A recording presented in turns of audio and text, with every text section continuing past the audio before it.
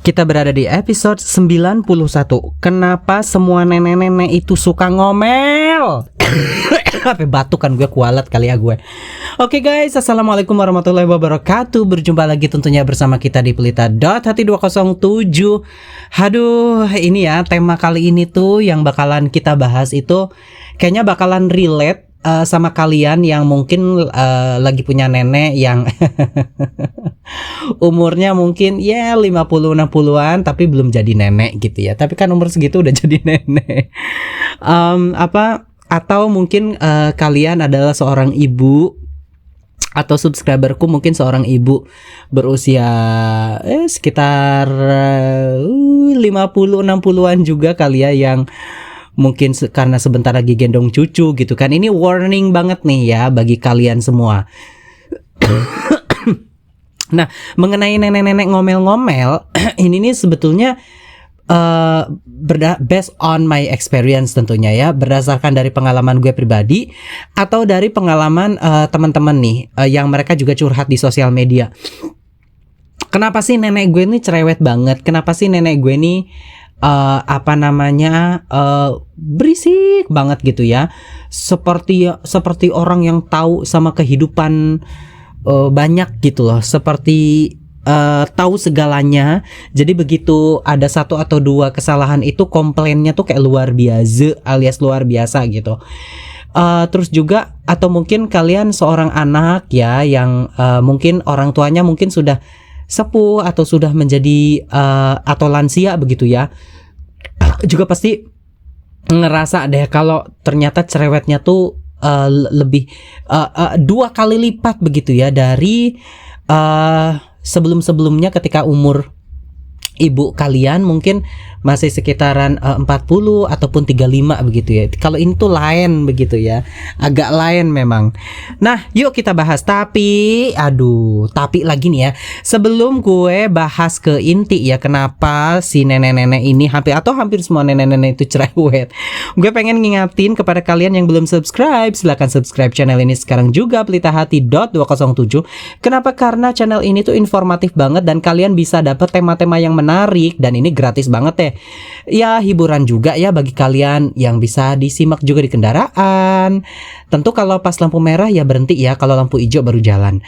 Artinya konsentrasi ke jalan juga, atau pada saat mau rehat, istirahat, tiduran juga cocok banget deh ya. Pelita Hati 207 ini buat didengerin untuk segala umur dan segala kondisi. Ya ampun, di medan perang. Di medan perang juga kan. Tapi yang sudah subscribe saya ucapin terima kasih banyak karena support kalian, dukungan kalian itu sangat membantu banget perkembangan channel ini gitu. Ya ayo kita bahas yuk, udah 3 menit aja nih intro alias intermezzonya gitu. Nah, ada beberapa faktor ya yang kita Pelita Hati 207 itu kumpulin. Ada faktor psikologis, ada faktor sosial dan juga budaya, kemudian ada faktor fisiologis. Aduh rempong, fisiologis apaan itu?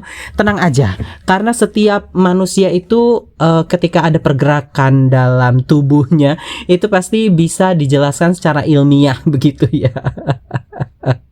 Ya kita bahas yuk berdasarkan faktor psikologis dulu. Yang pertama tuh karena pengalaman hidup ya. Jadi nenek-nenek itu telah mengalami banyak hal ya dalam hidup mereka. Jadi termasuk juga kesulitan ya, kehilangan kerjaan, pokoknya susah banget deh gitu kan. Nah ini tuh dapat ngebuat si nenek-nenek ini itu lebih banyak berbicara ya, dan lebih ingin banget berbagi pengalaman. Jadi waktu zaman nenek dulu nggak begini, waktu zaman saya dulu nggak begini gitu. Jadi semua itu dikaitkan based on her experience gitu kan. Jadi semua itu didasarkan dengan pengalaman dia sendiri. Padahal setiap zaman itu tantangannya beda gitu. Misal dulu ya kita tidak mengenal stres, depresi, healing. Sekarang kita mengenal itu ya, Gen Z, kemudian Gen Alpha, mungkin nanti Gen Beta juga mungkin nanti akan mengenal istilah-istilah lain. Dan saya yang mungkin kalau hidupnya nanti di tahun 2050-an, yang which is gue udah kakek-kakek ya. Ya gue saya harus ngerti juga kalau situasinya sudah rubah. Jadi ya lebih banyak dengerin anak-anak muda kalau mereka lagi ngomong gitu. Tapi ini kita lagi bahas tentang nenek-nenek ngomel-ngomel itu kenapa dan faktornya sedang saya bahas. Yang berikutnya itu adalah perubahan emosi. Ingat ya, gue beberapa kali ngomong emosi di sini bukan emosi bahasa sehari-hari, tapi emosi ini kayak bahasa psikologis gitu, yang warna-warni dari perasaan kejiwaan seseorang gitu. Jadi pada usia lanjut nih ya, kayak misal 60-an, 70 tahunan gitu kan, perubahan emosional itu kan dapat terjadi karena faktor biologis seperti penurunan hormon atau perubahan struktur otak. Nah ini juga ngaruh banget nih. Nah ini tuh dapat menyebabkan mereka tuh lebih mudah marah atau cerewet karena hormon tuh beda. Coba kalian perhatiin anak-anak muda umur 17-18 tahun disenyumin sama tukang angkot yang ganteng aja itu bapernya bisa seminggu 2 minggu ya kan. Coba kalau kalian mungkin udah punya anak ya kan, udah berumur lanjut, mau tukang angkotnya kayak Lee Min Ho sekalipun, tapi masalah kalian itu seabrek dan kalian umur 40 tahunan ya kan, biaya pendidikan anak, belum dapur, belum apa, kayaknya tetap bakalan lewat juga deh karena problemnya itu beda ya, sesuai umur tuh beda. Kalian juga bisa cek deh di salah satu konten saya yang ngebahas tentang apa ambisi seseorang itu berdasarkan umur. Nah, kalian juga bisa cek. Saya lupa itu sekitaran episode 70 atau 80-an ya. Coba cek deh, kalian scroll deh ke bawah. Karena itu menarik banget. Yang berikutnya tuh karena kebosanan. Jadi nenek-nenek itu mungkin ngerasa bosan kali ya dengan rutinitas harian dan kepengen banget ngomong aja gitu, kepengen banget ngomel aja untuk mengisi waktu yang luang. Sepatu, mana sepatu? Baju yang kemarin di ini, ada aja ya yang dibahas itu si nenek ini, tapi bukan nenek gayung ya, itu film horor.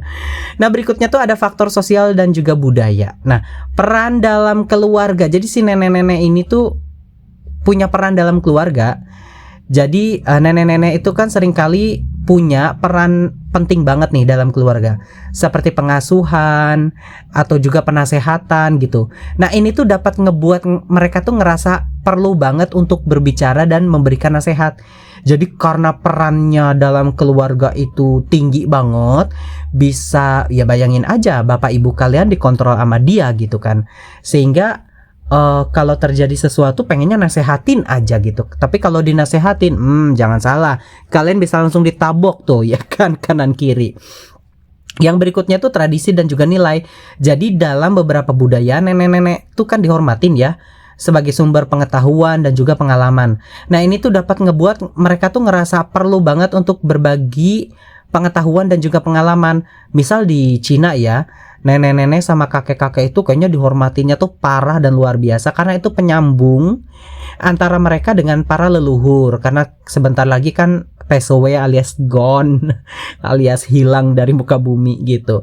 Jadi karena nenek-nenek atau kakek-kakek ini penghubung ya, jalur untuk kehormatan mereka dengan para leluhur, pasti dihormatin banget deh. Yang berikutnya tuh keterlibatan dalam komunitas. Jadi misal nenek-nenek itu mungkin terlibat dalam komunitas atau organisasi sosial yang ngebuat mereka tuh lebih bicara ya dan ingin banget berbagi pengalaman. Contoh panti asuhan tertentu ada komunitasnya, arisan tertentu ada komunitasnya yang umurnya itu semuanya tuh nenek-nenek. Jadi pada saat si nenek-nenek ini bercerita dengan si nenek-nenek, maka si nenek-nenek pengen banget bercerita kepada yang non nenek-nenek untuk, aduh ribet deh gue ngomongnya sengaja biar kalian agak puyeng gitu. Jadi pengen share kepada kaum muda tuh berasa dirinya adalah dewa begitu, agar nasihatnya tuh bener-bener benar-benar didengar gitu. Yang berikutnya nih ya, yang ketiga tuh ada faktor fisiologis. Aduh, apalagi nih faktor fisiologis. Yang pertama tuh penurunan kemampuan mendengar. Jadi pada usia lanjut itu kemampuan mendengar tuh kan dapat menurun, yang dapat membuat nenek-nenek itu lebih berbicara untuk mengisi kekosongannya. Emang deh ya. Yang berikutnya tuh penurunan kemampuan mengontrol emosi. Jadi pada usia lanjut ya si nenek-nenek ini kemampuan ngontrol emosinya tuh nurun ya. ini tuh ngebuat si nenek-nenek tuh bisa jauh pokoknya lebih cerewet gitu.